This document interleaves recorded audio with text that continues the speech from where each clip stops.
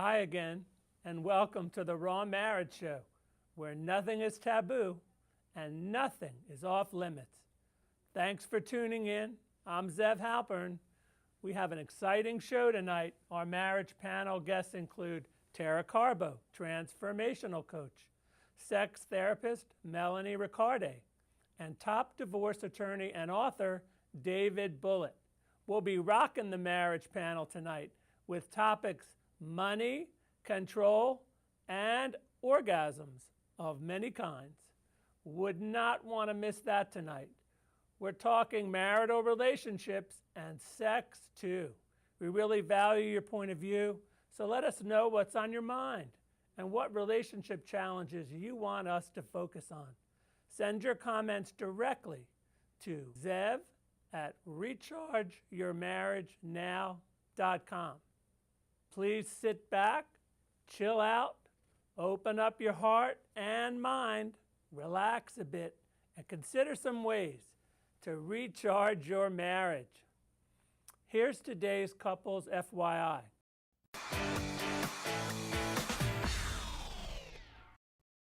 Perhaps some of us have been with our spouses for so long, we just don't recognize a wake-up call message even when it's right in front of us. Hello, dear spouse of mine standing right in front of me. I'm feeling ignored. You're not listening to me. You used to hear me, and I'm frustrated. I have to tell you some things. Warning signs given by our partners regarding what we're doing and what we're not often shows up as some type of tension. How's that tension working for you in your relationship? This tension can either wear you out and your relationship or be something that can be crucial information which can help your relationship grow.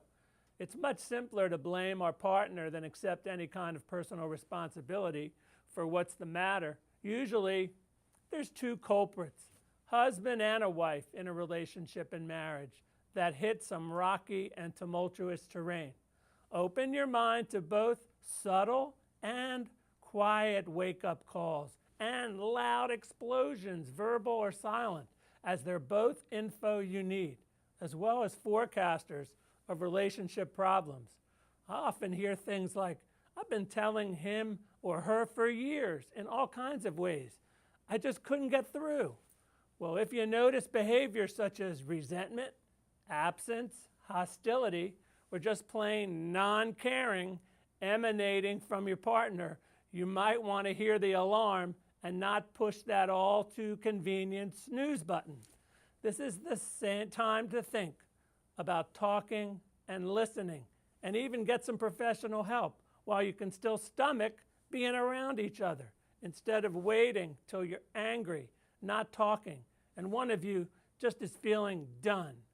If you treat the alarm as an important message, then your relationship has an opportunity to grow. Ignore the relationship wake-up call, and you may spur a relationship nosedive which just cannot be turned around.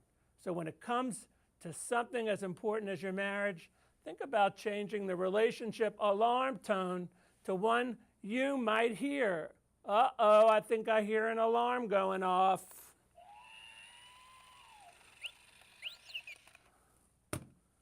Take a look at this, and we'll be right back to introduce you to our marriage panel.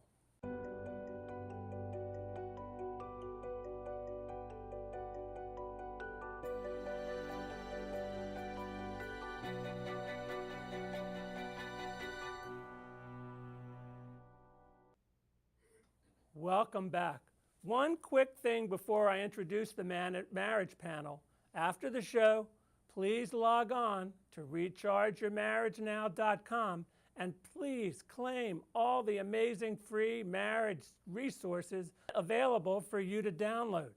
You won't be disappointed. And now, let's meet our marriage panel.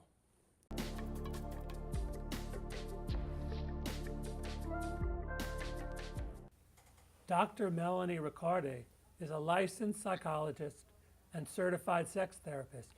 She has her PsyD in clinical psych and an MED in human sexuality from Widener University. She graduated from Cornell University with a BS in Human Biology, Health, and Society, and is interested in the intersection between biological and social factors. She's worked with diverse individuals of different races, ethnicities, religions, and sexual orientations in a variety of settings, including inpatient hospitals, outpatient clinics, as well as universities. She focuses on helping individuals and couples navigate challenges faced when different aspects of their identity are in conflict with one or another or themselves. Dr. Riccardi works hard to tailor a collaborative approach so clients can work on specific areas they want to with her. Her practice is in Rockville, Maryland. David Bullitt, among the DC area's top divorce lawyers by both Washingtonian and Bethesda Magazine, a partner with the law firm of Joseph Greenwald and Lake in Rockville. David has been married for 30 years and raised 4 daughters here in Montgomery County. He is also a published fiction author with a second novel, Because I Had To, which is out now, and he's doing all kinds of signings. Tara Carbo is a certified coach and graduate of Accomplishment Coaching. Being in this work has made a tremendous impact on her 18-year marriage and the raising of her 3 teenage children. Tara has been a wife, mother, full-time entrepreneur since the age of 18 and has created what she and many others consider a wonderful and healthy life. Welcome, welcome Melanie, welcome David, welcome Tara. So anyway, we start off, the prop, this crazy statue. So I had a celebration at my house a few weeks ago, and on the way out, this particular family said to me, "Oh, Zev, we left something for you, but we're not telling you where we left it." Like some kind of, like I need a surprise. That's awesome. I didn't really need a surprise that night, but it was all right. It was kind of cool. And because I was so busy that night, I didn't pay it any mind. Till the next day, I finally arrived at an easy chair. And as I put my head back and looked over to my left, this thing was staring at me, 2 tushies, looking at me and all that. So I don't know, but I thank you both for the thought. It's the thought that counts. And it's going to have to be the thought and that it counts. seems kind of relevant to the show, but we'll bid you bye now. See ya. So much for that. I like the lover statue. Be nice to him. Okay, well, everybody's got a different opinion here, It's a happy. strong panel, very, very, very strong panel. It was a fountain or water shot. It did after I ripped it out. Yeah. So anyway, I just want to start talking. We talked a few weeks ago on another guest was here about money. And money is a big factor in marriage. It's a big factor in households and how people's moods are and all that. I'm going to ask the attorney first. What do you think about money and marriage and what it does? Well, when people come to me, that's pretty much my source of information. Is there are a couple of basic things they fight about. They fight about money. They fight about children, and those are your two biggies. And of course, they fight about sex, which is interrelated with each of the other 2. So money, whether it's even when there's plenty of it, can cause problems. What do you think, Melanie?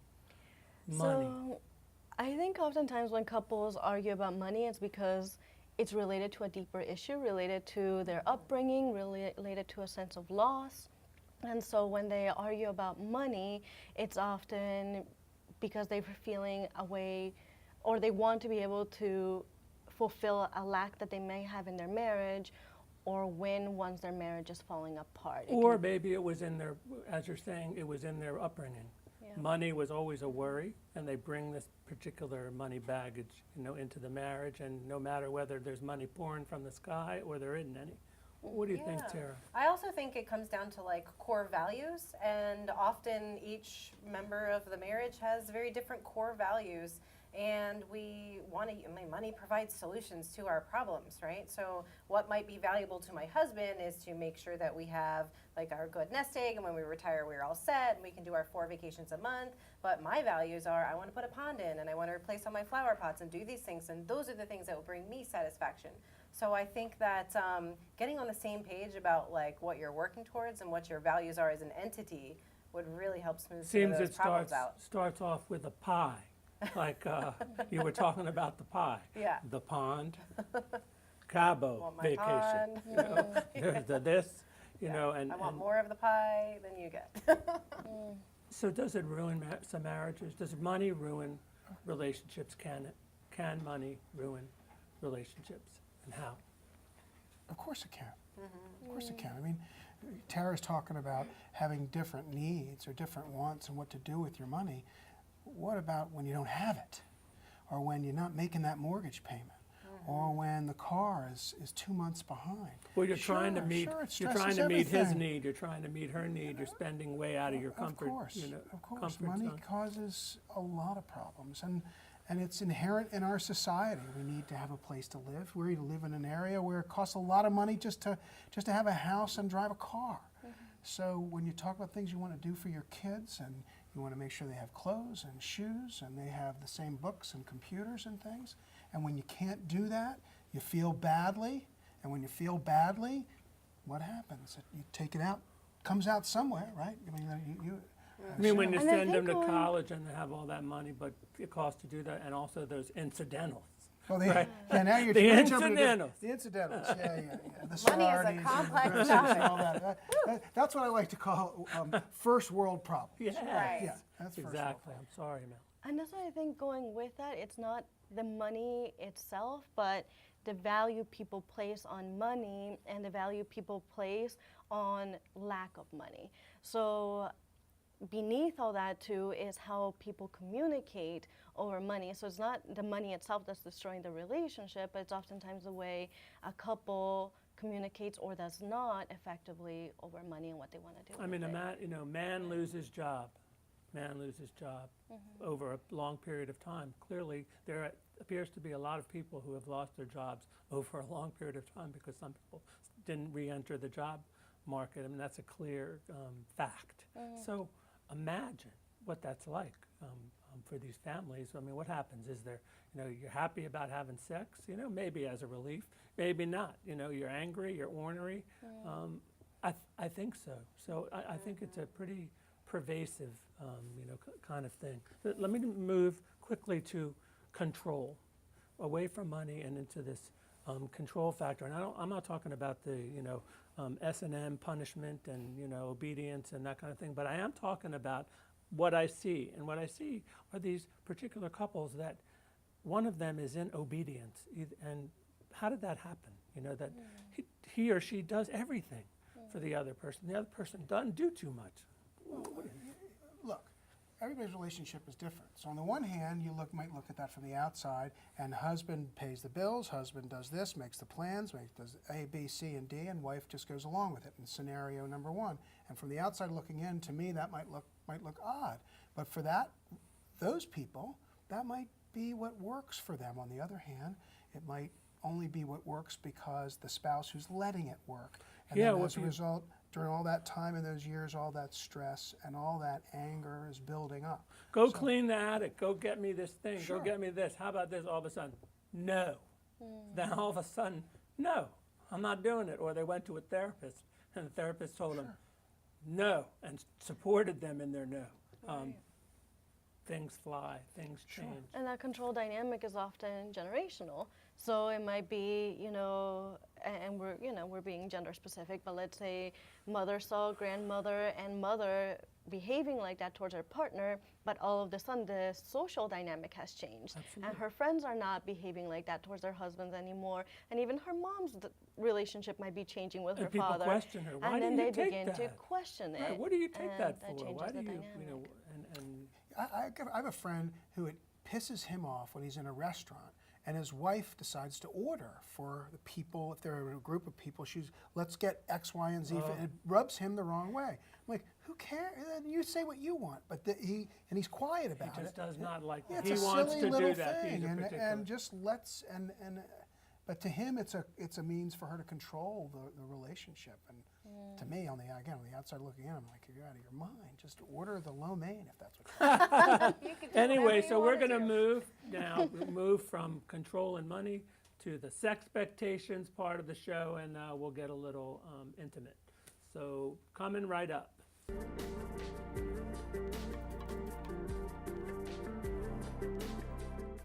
Melanie, so last time you were here, we spent a long time talking about orgasms and all kinds of orgasms. So I would ask again, because now we're part of a panel, and I mean, orgasms, everybody's got opinions about orgasms. Tell us about them. Just tell us about body orgasms. So there are quite a few different kinds of orgasms, and of course, men and women may experience orgasms differently.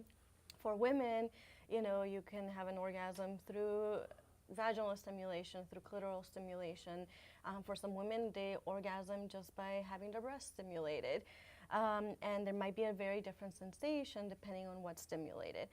Of course, the society often talks about how only the vaginal orgasm is the ultimate orgasm, and now that theory has been debunked, and there's many ways for both men and women to experience and give each other pleasure.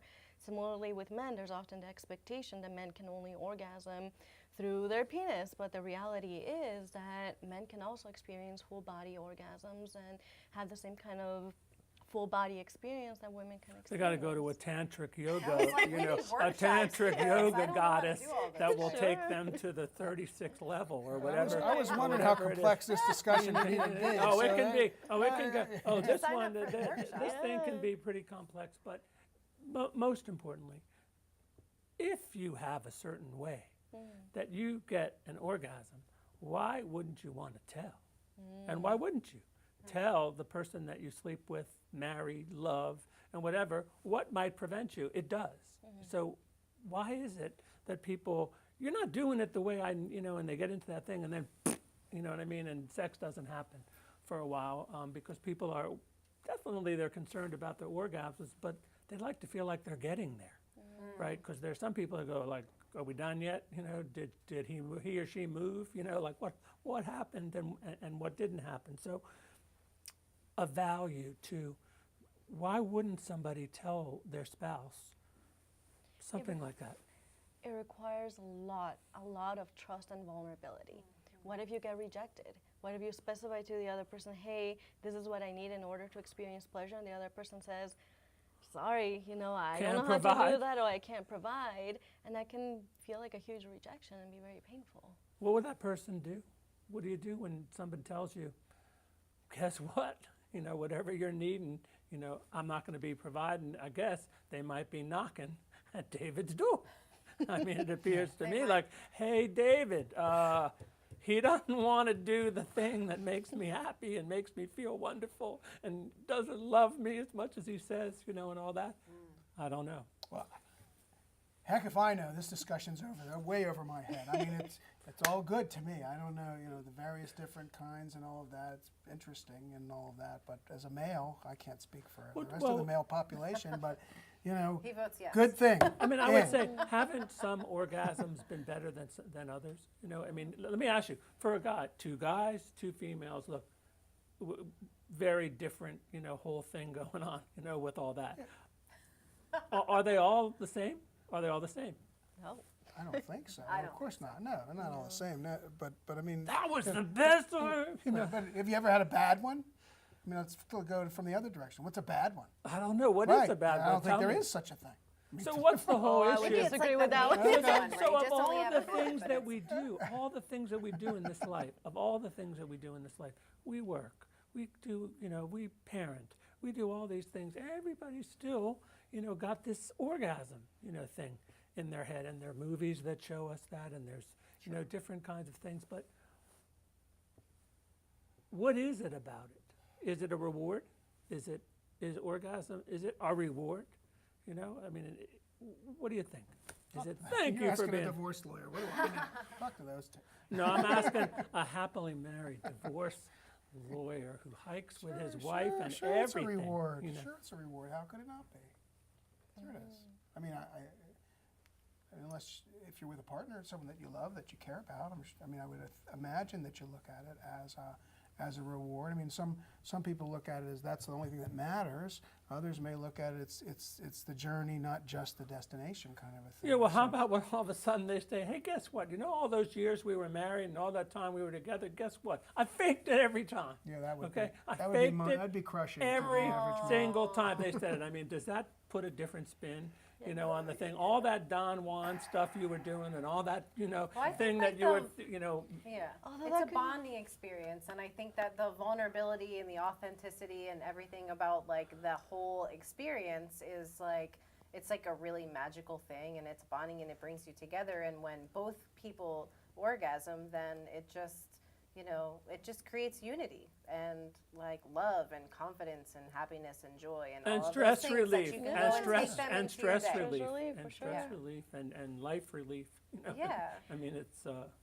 And bringing it up the way is a great way of rocking the boat. So the person says, "Oh, I have never orgasmed the whole time we've been in the relationship." That might be a great step forward in the relationship. So the other person has a choice to get angry, defensive, and hurt. A baseball bat, Right, God forbid, or they can like say, "How do I fix it? I wish you told me this before.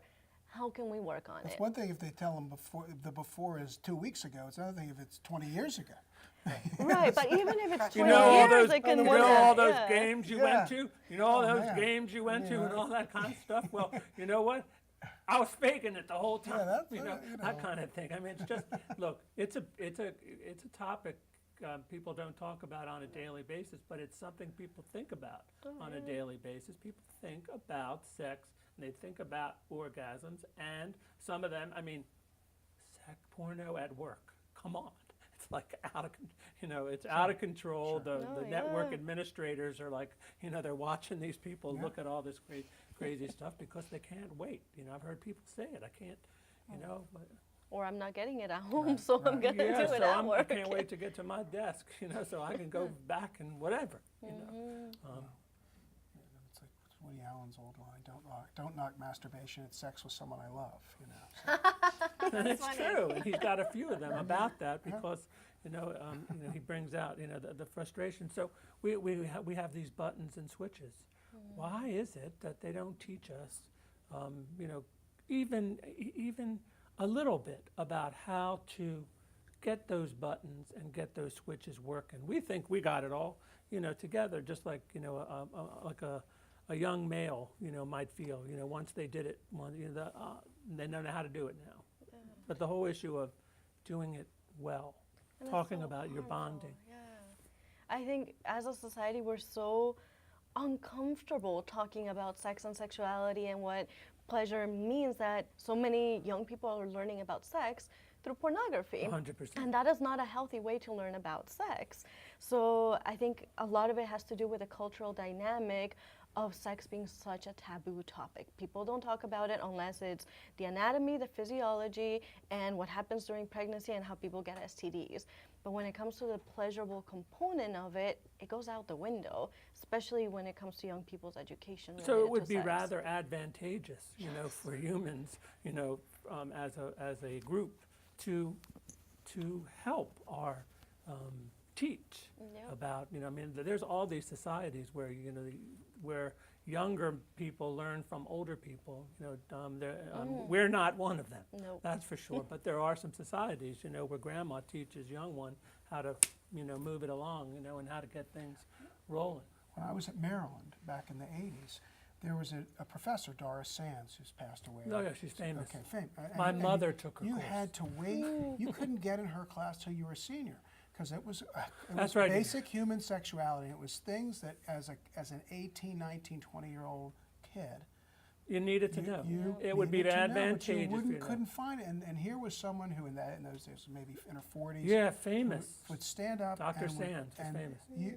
and you could hear a pin drop in those 100%. lectures where there was 100, 150 kids in. My mother told me Dr. Sands' class is Yeah, the yeah. best, and Dr. And she had her was. get up in front of all these people and talk. She and it was. was She was rather terrific. amazing. Anyway, that's all the time we have for tonight.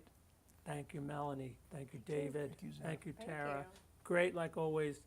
I think you crushed it here. So, to find out more about our marriage panel guests, here's how to contact them. To connect with Tara Carbo, to connect with Melanie Riccardi, to connect with David Bullitt, I've successfully counseled and coached marriages from my office in Montgomery County and virtually all over the world through my online relationship and marriage coaching practice. I invite you, find out more about how I can help you.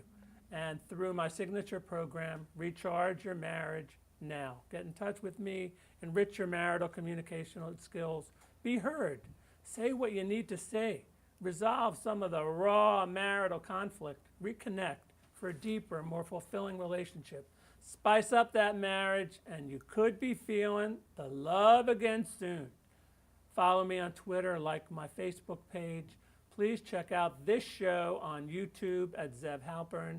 Check out the podcast on iTunes and iHeartRadio, and I'm live on Facebook every Wednesday. Finally, try some forgiveness if you can. Hug, kiss, touch, talk, cuddle, get out more, have a little fun. Ask your relationship partner what turns them on. Laugh a little. Talk about what you need from each other and your marriage. Do something novel together. That would be good. Say you're sorry sometimes. Remember, we're the sum total of our mistakes and our successes. So it's okay. We're only human. You can try again. I'm Zev Halpern. See you next time for the Raw Marriage Show.